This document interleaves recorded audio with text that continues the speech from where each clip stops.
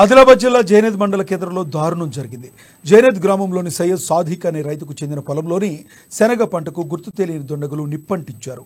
431 ఏ survey నంబర్లో 3 ఎకరాల శనగ పంటని దుండగులు తగలబెట్టారు.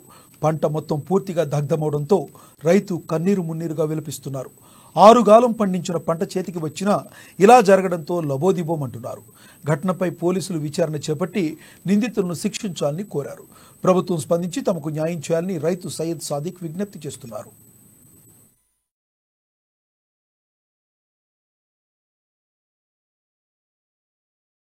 పొద్దున వచ్చేటోళ్ళకి గాలి బూడిదైపోయింది. ఎవరు పెట్టిందో తెలియదు.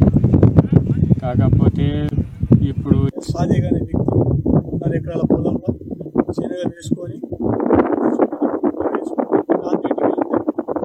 ఉదయం పేషెంట్ తీసుకొని వచ్చి ఉదయం వచ్చి చూసి వీళ్ళు పడదామని చెప్పి లేబర్ని చూసుకొని వచ్చేసరికి అది పొలం బూడిదైపోయింది.